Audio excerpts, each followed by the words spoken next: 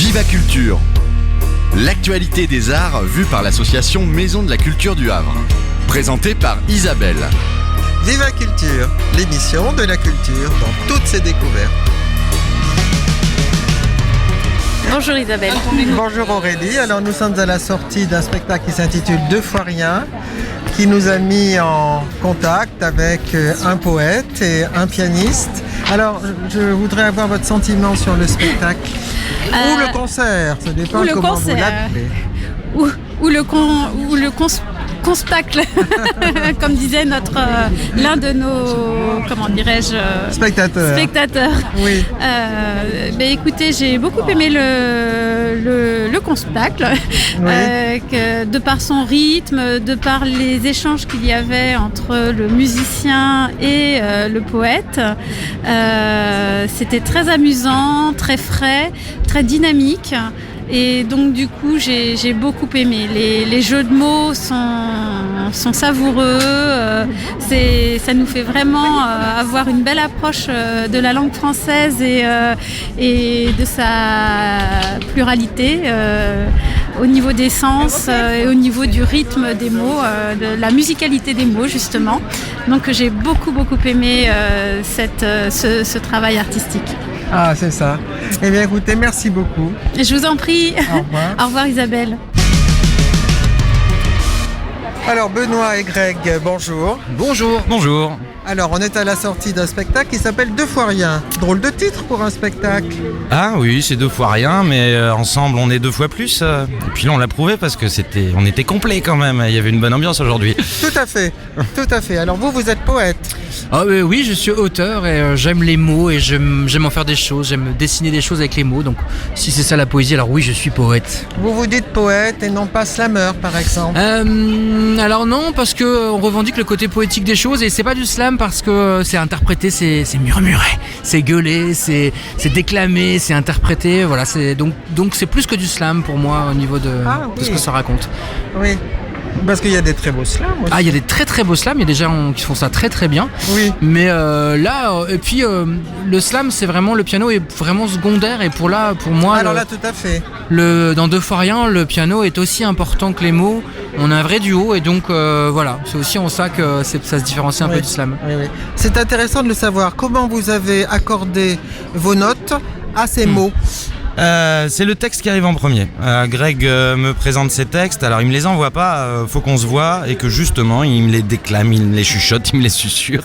Oui, il les interprète pour avoir déjà la dynamique, le sous-texte aussi qui est vachement important, ce qu'il peut y avoir entre les lignes et puis après j'essaie de construire un accompagnement. C'est assez simple, hein, il faut pas passer au-dessus du texte non plus, mais c'est vraiment un duel, on a dit ça il y a pas longtemps. Oui, il y a de l'humour aussi parce qu'à un moment quand vous voulez rapper, ça ne vous plaît pas du tout ce qu'il joue. Non, c'est ça, je lui demande un truc un peu hip-hop style, un peu Seine-Saint-Denis, un truc qui vient des bas-fonds et il me sort une petite musette. Un truc bavarois qui a rien à voir, mais justement c'est le décalage qu'on a trouvé sur ce texte qui amène le rire en plus des jeux de mots. Oui, c'est ça, oui. Et, vous avez écrit aussi de différentes inspirations. Oui, alors en fait il y a des textes que j'ai écrits sans jamais penser un jour les mettre sur scène. Je les ai juste écrits parce que j'avais besoin de les mettre sur le papier, que c'était un besoin viscéral pour moi de poser les mots sur le papier. Et puis en les relisant plus tard, je me suis rendu compte qu'il y avait une vraie sincérité et c'est la vraie règle qu'on s'impose dans Deux fois rien, c'est même si ça rime pas toujours, même si c'est pas le même bon nombre de pieds, du moment que ce soit sincère et que ça vienne du cœur. Oui. On garde. Oui, on est au 21e siècle, on n'est pas obligé d'écrire en alexandrin. Non, c'est ça. Ni même en décasyllabes. Exactement. Même si c'est le faire. Hein. Oui. Par exemple, sur la commissaire de police, alors là, vous vous régalez avec les jeux de mots. Oui. Et le public aussi. Ouais, c'est le moment un peu détente du spectacle où on va aller chercher le... Là, c'est de la calembour, hein. C'est même plus du jeu de mots à ce niveau-là.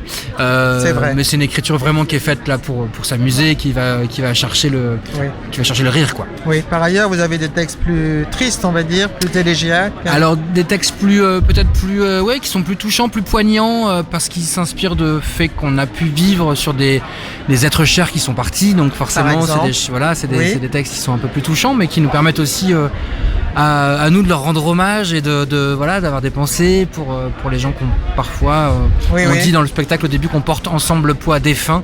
Oui, c'est ça, bien Donc, sûr. Oui. Puis des séparations, des tristesses d'amour. Des amitiés qui se déchirent ou des choses qui... Voilà, c'est la vie, quoi. Oui, voilà. Mais vous avez aussi un très joli texte sur la naissance. Ah oui. Et bah typiquement ce texte-là, c'est un texte que j'ai écrit au moment de la naissance de mon fils et que je ne pensais pas mettre un jour sur scène.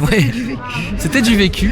Oui. Tout est vrai et je pensais pas le mettre sur scène. C'est juste qu'encore une fois, c'était quelque chose de tellement fort dans ma vie que j'avais besoin. Moi, c'est ma manière de faire. Quand quelque chose dans ma vie arrive qui me bouleverse, il faut que je le pose sur le papier.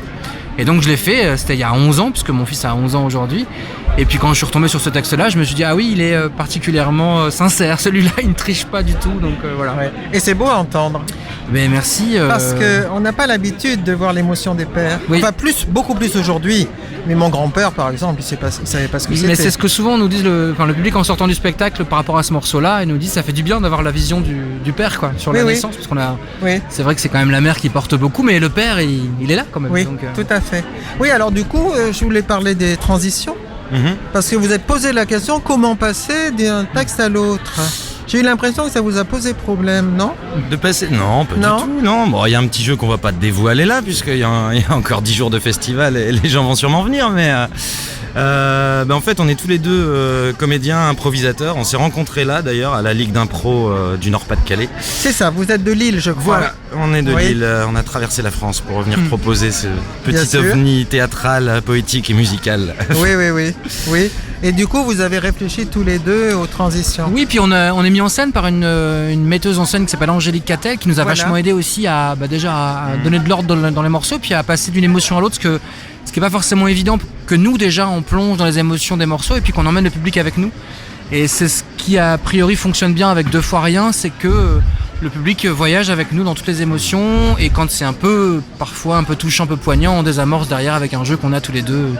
Après c'est pas figé, comme on est justement improvisateurs tous les deux en fonction des réactions du public et de la salle, c'est du théâtre, c'est du spectacle vivant, hein, c'est vraiment là ça fait 10 jours qu'on est là, il n'y a pas eu de représentation identique. C'est ça. Oui, c'est magique. Et tant mieux d'ailleurs.